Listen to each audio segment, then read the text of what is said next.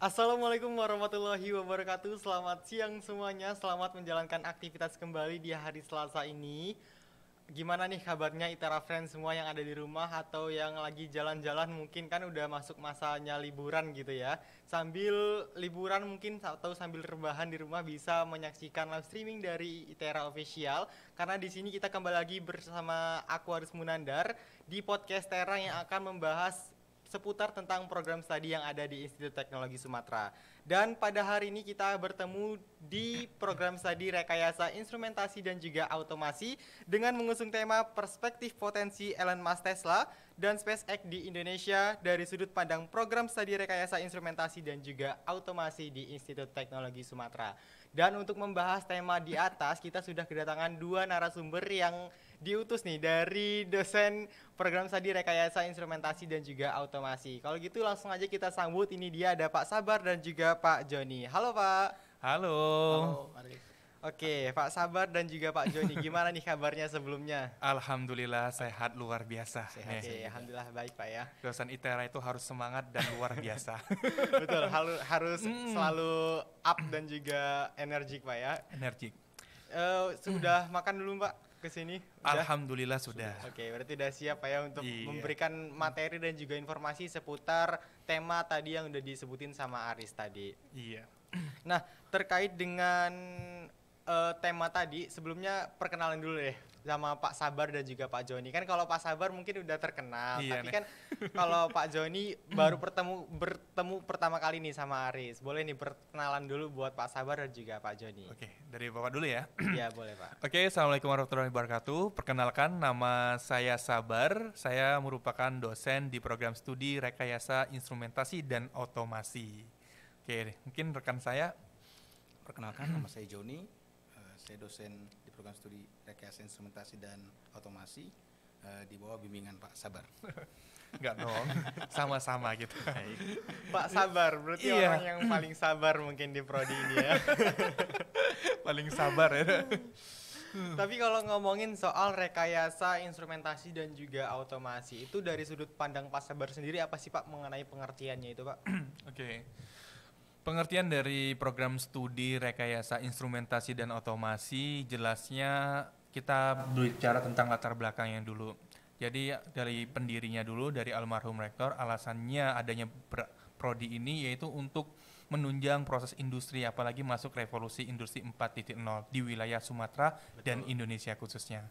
Kalau untuk pengertian sendiri adalah program rekayasa instrumentasi dan otomasi ini adalah suatu ilmu yang mempelajari tentang proses, baik itu mengukur, mengevaluasi, kemudian monitoring dari suatu sistem dalam suatu industri. Apapun itu, dari manufacturing, makanan, minuman, dan otomotif, dan lain-lainnya.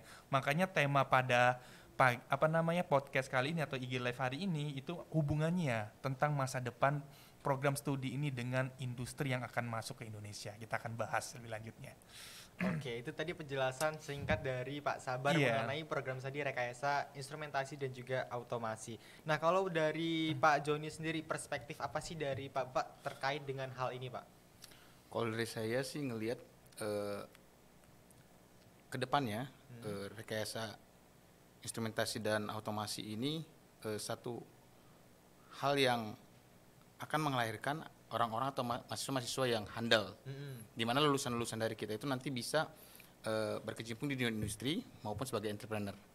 Dan yang kita harapkan mereka memiliki skill, baik itu soft skill maupun hard skill, yang bisa digunakan dan siap dipakai di dunia industri. Oke, nah kalau ngomongin soal prodi ini Pak, yang dipelajari dalam program studi rekayasa instrumentasi dan juga automasi itu kira-kira apa aja sih Pak Sabar? Oke. Jadi kalau yang kita pelajari di program rekayasa instrumentasi dan otomasi sudah jelas. Kita kenal ada kata instrumentasi, ya kan? Instrumentasi biasanya orang menyimpulkan itu atau memikir bahwa instrumentasi itu adalah suatu instrumen alat pengukuran.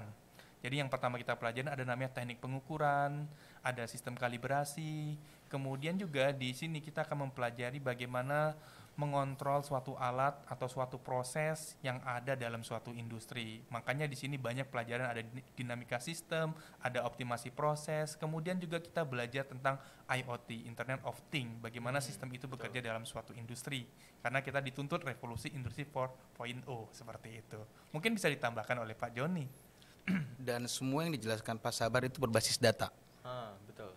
Baik untuk akuisisi, untuk dianalisa, dan untuk proses mitigasi, di mana proses-proses tersebut memiliki parameter-parameter dan data-data yang bisa diukur dan terukur, yang bisa dijadikan acuan untuk proses improvement, atau misalnya menghindari namanya downtime mesin, atau misalnya kerugian, dan juga profit. Jadi kita bisa increase profit ke depannya berdasarkan dari data-data tersebut. Contoh misalnya kalau misalnya di industri ya sebelumnya kita bisa lihat output dari masing-masing shift. Misalnya satu shift itu ada 3 orang operator yang berbeda. Kita bisa lihat apakah di tengah malam atau misalnya di pagi hari mana sih yang lebih produktif. Apakah karena waktu kerjanya berbeda, atau karena mesinnya, atau karena emang humannya. Nah itu bisa diakuisisi dan bisa dinilai berbasis data. Jadi semua data itu tercentralized dan bisa dimonitor seperti itu. Berarti dalam pembelajaran di rekayasa, instrumentasi, dan juga otomasi tadi ada beberapa yang dipelajari seperti memonitoring juga tadi, dan juga akan memahami soal hard skill dan juga soft skill. Tapi kalau untuk di program ini sendiri dituntut untuk bisa mempunyai social skill atau tidak, Pak? Seperti dia harus bisa berbicara di depan banyak orang dan dia mempunyai relasi yang luas gitu, Pak. Oke. Jadi kalau misalnya kita di perguruan tinggi, itu kita ketahui bahwa seorang lulusan itu harus mempunyai 3 karakter. Ada kemampuan kognitif, yaitu kemampuan dia dalam menguasai ilmu. Ada kemampuan afektif, yaitu sikap dia. Kemudian ada keterampilan atau yang disebut dengan psikomotorik. Nah, kalau kita berbicara tentang masalah komunikasi dan publik, maka mereka harus mempunyai komunikasi skill, bagaimana bersosial itu dituntut. Karena di dalam dunia yang sekarang itu dituntut adalah kolaborasi. Jadi komunikasi skill, kemudian apalagi kolaborasi, kerjasama, dan maka teknik rekayasa instrumentasi dan otomasi ini wajib memiliki itu, karena mereka akan bekerja dalam suatu tim. Misalnya mereka membangun suatu startup, berarti kan yang dibangun adalah komunikasi dan membangun kerjasama, dan bagaimana mereka bisa mengaplikasi itu. Tanpa kerjasama bagaimana bisa membangun kan logikanya sederhananya seperti itu. Jadi kita juga akan membekali mereka dengan soft skill yang nantinya mereka akan masuk ke dalam himpunan mahasiswa dari rekayasa instrumentasi dan otomasi. Mungkin mereka nggak diajarin ilmu aja, tapi ada leadershipnya, karena kemampuan leadership ini kita harus kasih walaupun itu di luar mungkin prodi atau acara-acara himpunan di kegiatan mahasiswa nantinya, seperti itu. Oke, berarti memang ada fasilitas sendiri dan juga ada fasilitas diberikan sendiri. arahan untuk masuk ke himpunan tadi salah satunya, Pak, ya, untuk menunjang tadi social skill. Dan kalau berkaitan dengan tema kita hari ini yaitu perspektif potensi Elon Musk, Tesla, dan SpaceX di Indonesia nih, Pak. Nah, itu dampak yang berpengaruh pada bidang otomasi di Indonesia itu apa sih, Pak? Oke, jadi kita akan berbicara tentang masa depan. Masa depan adalah sesuatu yang tidak bisa kita prediksi secara pasti, tapi bisa kita perkirakan. Nah, di sini mengapa kita mengambil tema ini? Kita ketahui dengan adanya Indonesia memiliki sumber daya alam yang lebih besar, salah satunya nikel, kemudian juga kita ketahui berdasarkan data bahwa peningkatan mobil listrik di Indonesia semakin meningkat karena di dunia sendiri sudah mengurangi namanya efek dari CO2, ya kan, dimana kita ketahui ini salah satu fokus dunia. Nah, makanya itu industri-industri sekarang maka akan berfokus pada go green, serba energi lebih ramah lingkungan. Nah, peranan dari sini semua, maka dengan masuknya industri ini, otomatis kan orang udah mulai berpikir, mindset sudah mulai berubah.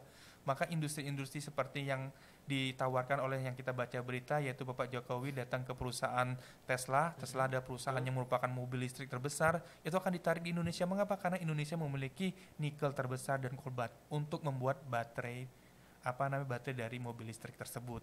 Nah, soalnya kita ketahui dengan harapannya sumber, karena mobil listrik itu peranan utamanya itu baterai. Karena dengan sumber tenaga baterai tersebut Indonesia memiliki potensi yang sangat besar, sehingga butuhlah nantinya kalau perusahaan tersebut masuk ke Indonesia, pertanyaannya sarjana apa yang bahkan bekerja, kan seperti itu. Makanya kita ITERA akan menyiapkan masa depan tersebut dengan mempersiapkan prodi rekayasa instrumentasi dan otomatis sesuai dengan kebutuhan zaman. Jadi kita akan create, ibaratnya kita ini adalah membuat suatu, ini tuntutan masa depan nih mereka butuh apa, itulah yang kita akan buat sesuai dengan perubahan zaman. Jadi dengan adanya prodi ini nantinya harapannya bisa berkontribusi dalam misalnya teknologi sensor, kita juga mempelajari sensor, kemudian kita akan mempelajari tentang bagaimana cara mengakuisisi, karena di dalam mobil listrik itu akan bermain semua sensor, Betul. ya kan? Orang teknisi, kalibrasi, bagaimana cara akurat dia ini, semua itu akan dipelajarin, mungkin akan kita pelajari dasar-dasarnya, dan mungkin nantinya harapannya bisa membantu kontribusi. Mungkin tambahannya mungkin Pak Joni? Jadi di rekayasa instrumentasi dan otomasi itu pada akhirnya kita akan menjadi bagian dari proses tersebut karena kita bukan Superman. Kita harus bersinergi dengan tim-tim atau engineer-engineer lain dari departemen lain juga, di mana kita bisa mengisi kekosongan tersebut. Kenapa ada kata rekayasa? Karena kita membuat sesuatu yang tidak ada menjadi ada. Gitu. Itu arti rekayasa. Di sini kita mencoba membuat sesuatu, karena kalau nggak ada yang memulai, siapa lagi yang memulai gitu.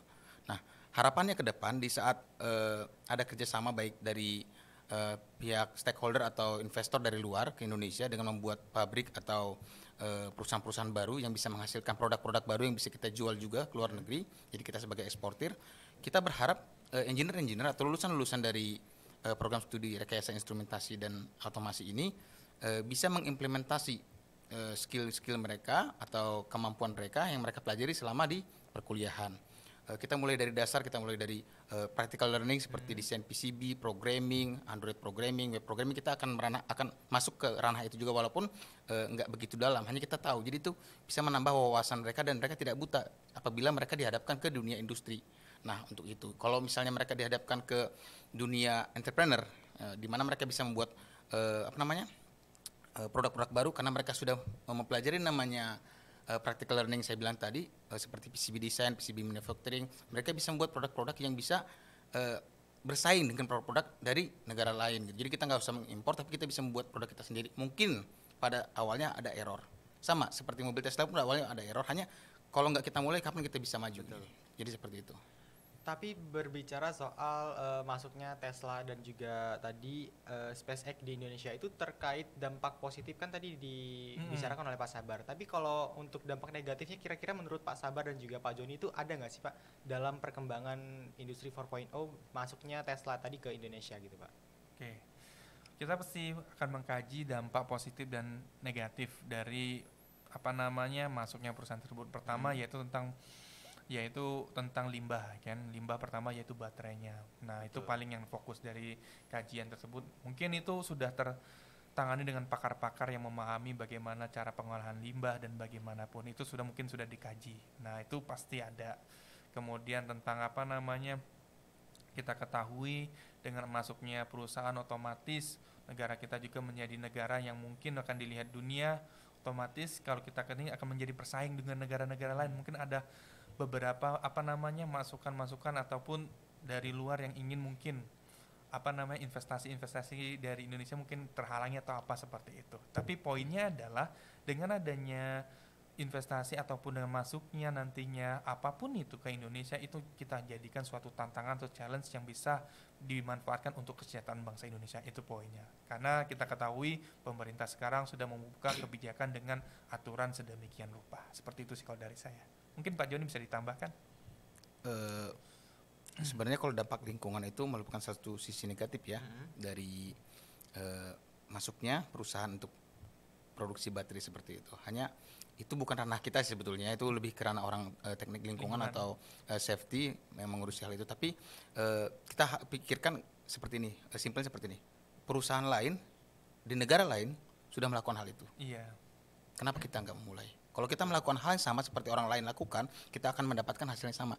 Oke, mulai sekarang kita akan mencoba untuk melakukan hal yang berbeda, untuk mendapatkan hasil yang berbeda.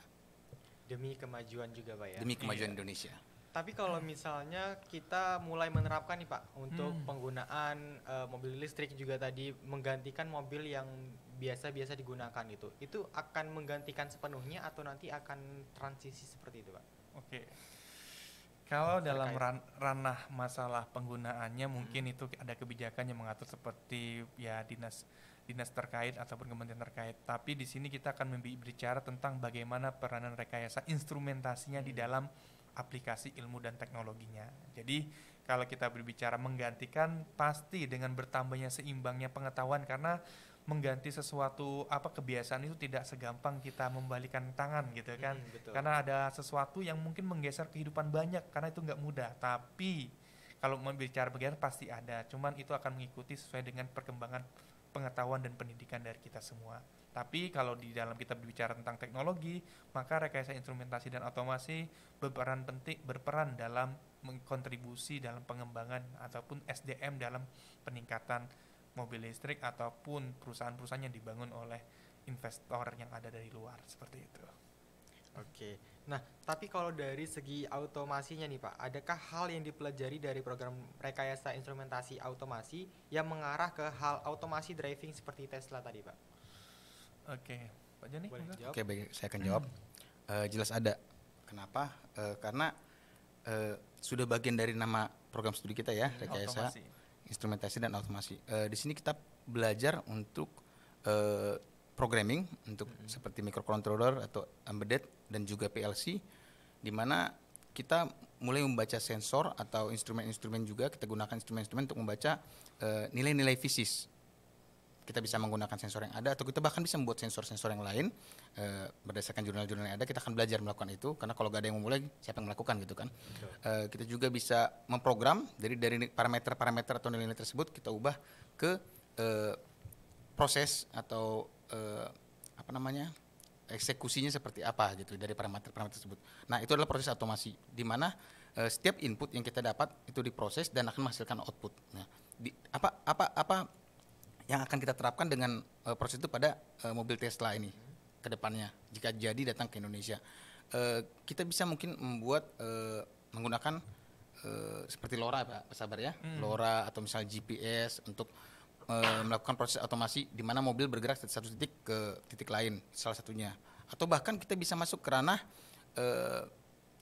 self driving. Jadi kita bayangkan kalau misalnya 5 tahun atau 10 tahun ke depan setiap mobil itu tidak ada supirnya.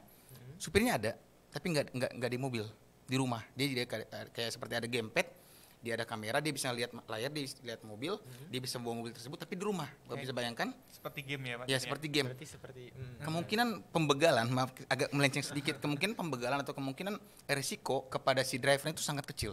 Sangat-sangat kecil. Kenapa? Jadi jika mobil itu dicuri atau dia bisa jalan kemana terserah gitu, terserah mobilnya, karena yang kontrol si supirnya dari rumah. Yang paling penting adalah prioritas adalah keselamatan si drivernya. Terus si mobilnya pun bisa aman, bisa kita kontrol sendiri. Jadi bahkan kita sudah berpikir sampai situ gitu. Jadi hal-hal apa yang diperlukan rekayasa instrumen dan otomasi itu adalah mata kuliah yang akan kita ajarkan ya Pak Sabar ya. Iya. Bersangkutan dengan hal-hal tersebut gitu. Seperti itu dari saya. Oke, berarti dalam pembelajaran yang juga akan dilakukan oleh mahasiswa dari program studi rekayasa instrumentasi dan juga otomasi memang dipersiapkan untuk masa depan yang lebih baik nantinya. Iya, Pak. Dan juga kemajuan dari revolusi industri 4.0 tadi Pak ya. Dan kalau untuk keunggulan dari program studi rekayasa instrumentasi dan juga otomasi nih Pak, ini kan salah satu program studi yang baru yang ada di ITERA nih. Iya. Nah, kalau keunggulan dari program studi ini itu apa sih Pak yang bisa menjadi daya tarik dari mahasiswa untuk memilih program studi IA ini sebagai pilihan program studinya gitu Pak? Oke. Jadi keunggulan pertama, kita ketahui kalau di ITERA itu program studi unggulan kita ketahui ada teknik informatika, ada teknik elektro. Kemudian kita masuk lagi dari teknik elektro, kemudian ada teknik pertambangan seperti itu. Adalah program-program yang mungkin banyak peminat dan penggemarnya. Pertanyaannya apa yang kita pelajari dari program studi rekayasa instrumentasi dan otomasi? Nah, ya buat teman-teman ataupun mahasiswa ataupun ITERA Friends yang nonton pada podcast kali ini, kalian jangan khawatir, di instrumentasi dan otomasi kalian akan belajar sistem atau mempelajari menjadi seorang ahli instrumentasi dan otomasi. Nah, pertanyaannya, instrumen dan otomasi apakah hanya itu saja? Tidak. Kalian bisa menjadi seorang teknisi praktisi industri, kalian bisa menjadi entrepreneur, karena materi pelajarannya kalian akan sama. Jadi ilmu instrumentasi dan otomasi itu merupakan irisan dari teknik elektro, teknik fisika, ilmu fisika instrumentasi, dan informatika. Makanya tadi Pak Joni menyinggung ada bahasa pemrograman. Kalau di ahli instrumentasi pun kalian akan belajar pemrograman. Dan itu pun kalian akan belajar. Paling tidak kalian paham dasar-dasar dan kalian tahu penggunaan aplikasi dari tersebut. Jadi kalau yang berminat mungkin informatika belum masuk, mau masuk instrumen. Nah, karena orang-orang instrumen ini mereka akan digunakan ataupun banyak ataupun bisa membuat suatu prototipe khususnya seperti itu, inovasi-inovasi baru. Kalau di bidang startup banyak sekali mereka bisa buat seperti itu. Jadi jangan khawatir, di instrumentasi dan otomasi peluangnya masih besar. Kita ketahui untuk S2 ataupun S3 lanjut pun masih banyak, karena kita ketahui untuk lanjut S2 ada ITB, kemudian untuk S3 mungkin masih banyak lagi luar negeri. Jadi jangan takut ataupun jangan takut untuk masuk prodi baru ini akan bekerja, karena lulusannya udah banyak di mana aja. Mereka sudah praktisi di bidangnya. Jadi tetap kalian semangat, ambil kesempatan pada pendaftaran untuk prodi rekayasa instrumentasi dan otomasi. Gitu aja sih. Oke, berarti tadi program studi rekayasa instrumentasi dan juga otomasi merupakan irisan dari program studi pertambangan, elektro, dan juga informatika dan juga lain sebagainya, Pak ya. Nah, tapi kalau untuk sebagai irisan dari program studi lain, itu apakah yang dipelajari akan lebih kompleks atau seperti apa, Pak? Akankah jumlah SKS akan lebih lagi atau akan sama aja tapi dengan sistem pembelajaran yang berbeda gitu, Pak? Oke. Kalau misalnya untuk SKS ya, untuk standar S1 itu 144 SKS. Karena kita ketahui sebenarnya kalau dibilang irisan instrumentasi alat ukur, kita bicara tentang alat ukur. Semua program studi pasti memiliki namanya alat ukur.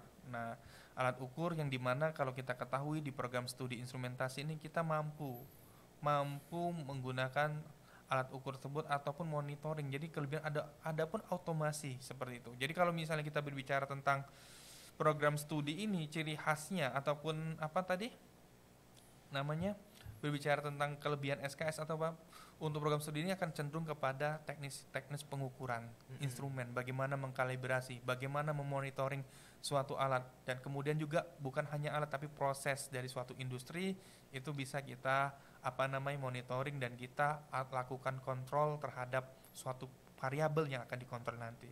Seperti itu. Jadi poinnya adalah di instrumentasi dan otomasi ini kita akan belajar bagaimana suatu sistem yang digerakkan dan dipantau kemudian bisa secara otomatis berjalan. Seperti itu sederhananya sih. Oke. Tapi kalau untuk dari Pak Joni sendiri nih Pak, kalau untuk dalam sistem pembelajaran nanti akankah ada praktek langsung ke misalnya ke perusahaan mana nih kita akan praktek langsung mengenai robotik misalnya, karena terkait dengan sensor gitu, itu apakah akan ada kuliah lapangan seperti itu atau gimana Pak? Ada. Jadi kita sudah diskusi juga dengan Kaprodi saya, Pak Sabar. Di tahun kedua mungkin Pak ya, di semester ketiga itu kita akan memberikan gambaran kepada masing-masing mahasiswa di program studi kita, ke depannya akan menjadi apa mereka gitu. Maksudnya mereka akan ada di program studi kita, tapi mereka belum memilih keahlian. Jadi ada bagian embeddednya, ada bagian seperti PC based automation atau PLC based automation. Jadi kita pun masih punya sub-sub atau kalian-kalian tertentu di bidang instrumentasi dan otomasi Pak Sabar ya. Nah, di situ kita bisa melihat, kita bawa misalnya mereka kunjungan ke perusahaan, ke industri, dan kita lihat ke arah mana mereka tertarik atau interest. Nah, baru kita bisa mengarahkan, oh kamu lebih tertarik di robotik yang berbasis PC, kami arahkan ke sini. Berbasis Android ke arahkan ke sini, kalau berbasis PLC kita arahkan ke sini. Kita akan lakukan seperti itu. Selain dari practical learning yang udah kita ajarkan di awal, mereka juga memiliki pembelajaran di mana untuk melakukan troubleshoot dan failure analysis ya. Jadi troubleshoot. Jadi mereka bisa melakukan namanya re-engineering atau reverse engineering seperti mesin-mesin yang udah lama, yang sudah tua dan kita harus replika. Nah, kita ajarkan juga ke mereka. Jadi pada saat mereka ke industri mereka sudah punya problem solving thinking seperti itu. Jadi ke depannya kita harapkan bahwa mahasiswa yang kita hasilkan itu betul-betul terpakai gitu di industri maupun sebagai entrepreneur. Oke.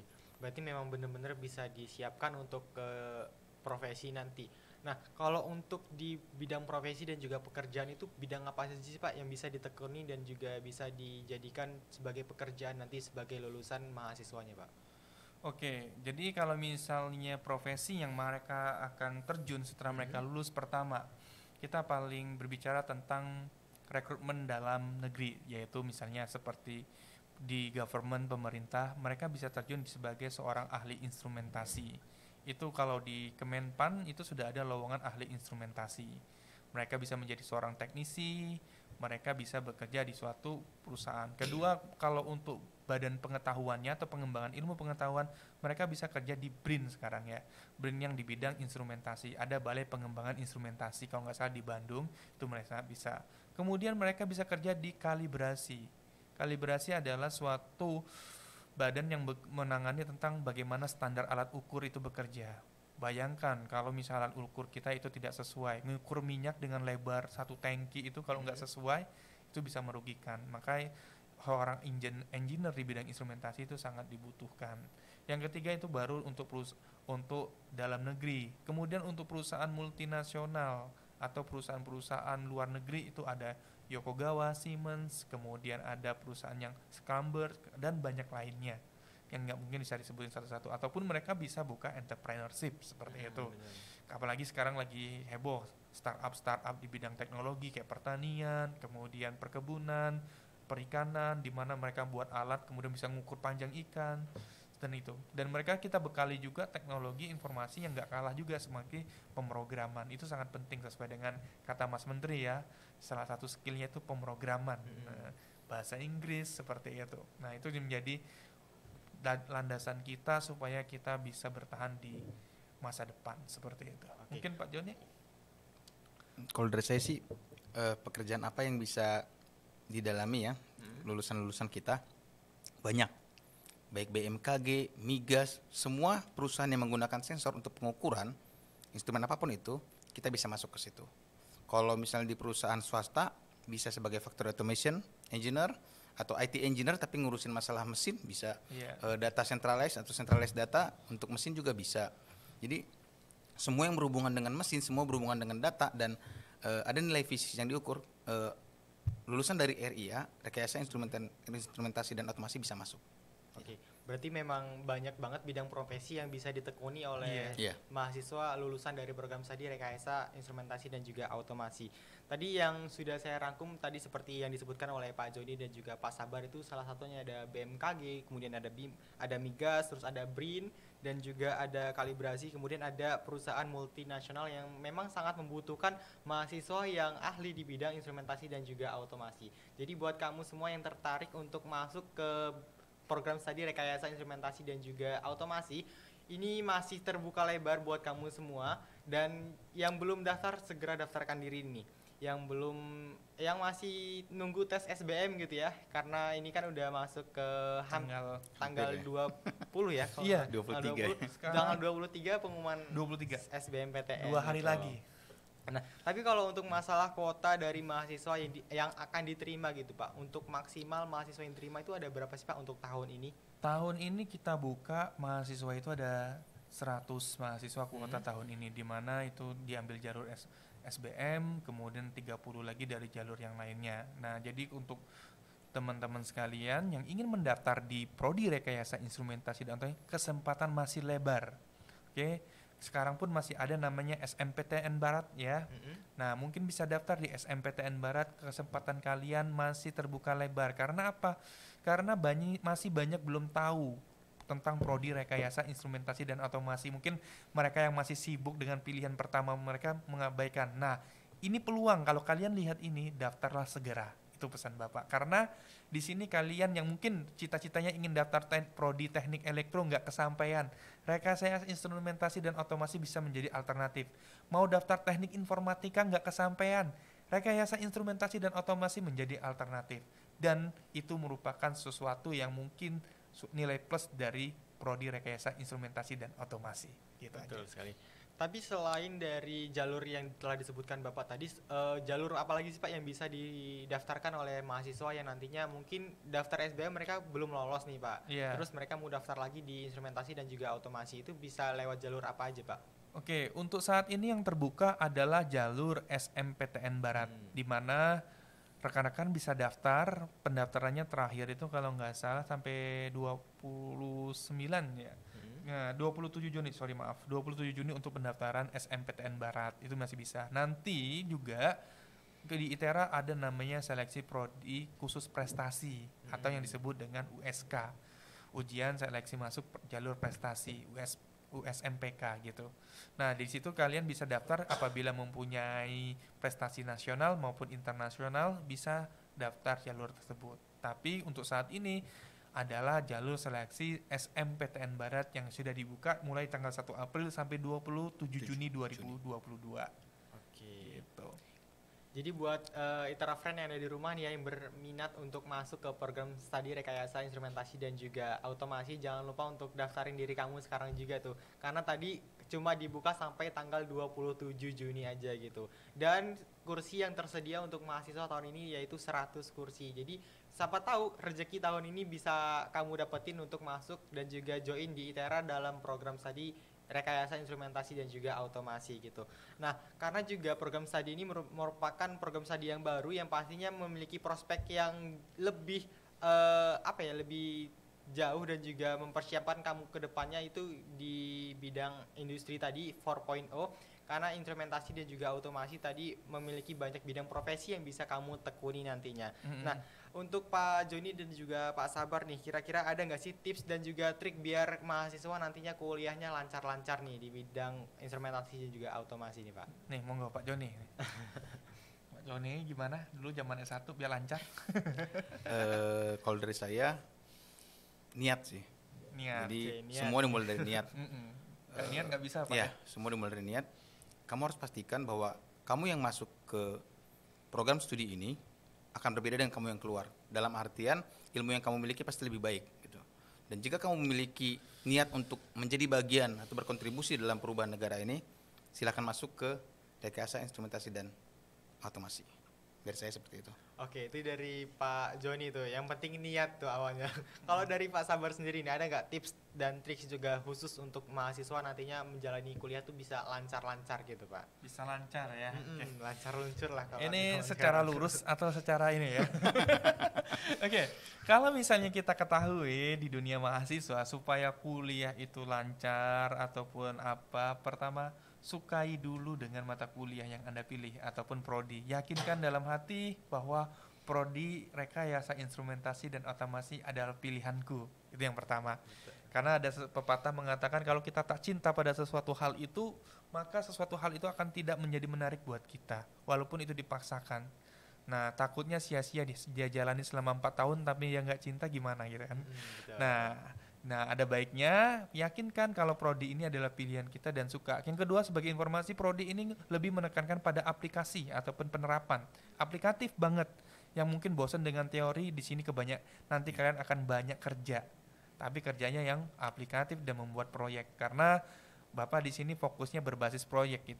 Pelajaran kita berbasiskan pada proyek. Sangat Jadi, banyak proyek ya. proyeknya banyak. Nah, kalau kalian yang hobi ngerjain proyek, nah masuklah prodi ini. Tapi kalau misalnya cuman mau ya teori baca apa ya, mungkin nggak itu. Kurang tepat. Kurang mungkin. tepat. Iya. Nah, di sini kita banyak kerja praktik gitu. praktik. Itu aja. Karena kita butuh orang yang rajin, tekun. Kuncinya itu aja. Tekun dan niat. Tekun, niat. Rajin, tekun, Iya. niat Pak Joni ya. Iya. Itu aja mungkin dari Bapak. Jadi Oke. kalau mungkin kalian, wah saya nggak pintar-pintar amat Pak matematika atau fisika, daftar dulu, coba daftar dulu. Oke, daftar dulu, yakinkan hati, niatnya bagusin, insya Allah bisa masuk ITERA. Oke? Itu Oke. aja sih. Yakin, tekun dan niat Pak ya. Iya. Karena kalau kita nggak mencoba juga nggak tahu gimana kedepannya akan gimana gitu kan. Coba Yang penting dulu. kita harus coba dulu dan juga terjun langsung dulu seperti Iya. apa sih nanti proses pembelajarannya kan. Iya. Siapa tahu nanti kedepannya malah jatuh cinta sama instrumentasi dan Iya, juga benar. automasi gitu kan. Iya, iya. Oke, itu tadi dari pesan dari Pak Sabar dan juga Pak Joni terkait tips dan juga trik tadi ya buat ITERA friends semuanya yang mendengarkan live streaming kita siang hari ini. Mungkin yang terakhir kali nih dari Pak Joni dan juga Pak Sabar, boleh kasih pesan dari Pak Sabar dan juga Pak Joni untuk adik-adik Camaba di program studi rekayasa instrumentasi dan juga automasi nih Pak. Oke, jadi calon ini ya apa namanya? Pesan ya. Iya, pesan. Pesan untuk Bapak buat ITERA Friends dan rekan-rekan yang calon mahasiswa atau pejuang kampus ITERA atau yang disebut dengan kampus Warna Dwipa ya. Iya. Nah, kalau mau tahu apa suaranya silakan searching.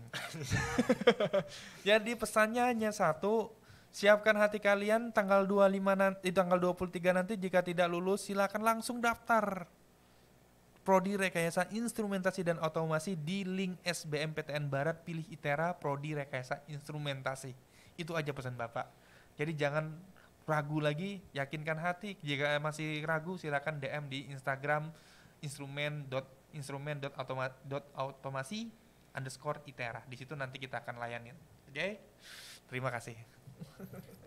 Kalau dari saya, siapapun adik-adik berada dan dimanapun kalian berada, jika kalian ingin menjadi bagian dari perubahan bangsa ini, silakan masuk program studi ini karena kita melakukan sesuatu yang berbeda. Kita akan melakukan hal praktikal untuk menghasilkan hal yang nyata. Jadi agak berbeda sedikit dari program studi yang lainnya, dan kita mengharapkan adik-adik semua bukan hanya lahir sebagai pegawai atau karyawan, tapi sebagai pengusaha atau entrepreneur ke depannya. Jadi semangat, diniatin, dicoba, dan tetap berusaha. Terima kasih. Oke, tadi pesan dari Pak Joni tadi, jika ingin menjadi perubahan di Indonesia, gabunglah bersama program studi rekayasa instrumentasi dan juga otomasi. Iya. Gitu. Tuh buat friend yang ada di rumah semua tuh ya, kalau mau menjadi agent of change gitu ya, sebagai generasi muda yang bisa mengubah dunia nantinya, segera gabung di instrumentasi dan juga otomasi yang ada di ITERA gitu. Nah, itu dia tadi pesan-pesan dari Pak Sabar dan juga Pak Joni. Dan terkait informasi lainnya yang kamu masih bingungin dan juga kamu masih ingin cari tahu lebih lanjut, kamu tadi bisa langsung aja kontak di DM-nya Instagram instrumentasi otomasi di instrumentasi.automasi ITERA gitu. Atau bisa kamu kunjungi di websitenya, mungkin ada Pak? Websitenya ada di ia.itera.ac.id gitu. Oke, itu dia tadi website yang udah disebutin oleh Pak Sabar. Jadi kamu masih bisa gali lagi informasi lebih lanjut. Mungkin kamu yang masih penasaran ya, masih juga bingung sama prodi ini ngapain aja nantinya, bisa kamu langsung tanyain aja, bisa lewat website dan juga bisa lewat Instagram tadi. Kalau gitu terima kasih banyak buat Pak Sabar dan juga Pak Joni yang udah hadir siang hari ini memberi Sama-sama, informasi Aris. seputar prodi rekayasa informasi, rekayasa instrumentasi dan juga otomasi di Oke. ITERA gitu. Amin. Kalau gitu sekali lagi terima kasih buat Pak Joni dan juga Ya, Pak sama-sama. Sabar. Sama-sama. Itu dia ITERA Friend, pembahasan siang hari ini di live streaming ITERA dalam tema perspektif potensi Elon Musk, Tesla, dan SpaceX di Indonesia dari sudut pandang rekayasa instrumentasi dan juga otomasi ITERA. Dan kali ini aku Aris Munara mohon pamit undur diri, sampai jumpa di podcast ITERA selanjutnya. Bye-bye. Bye.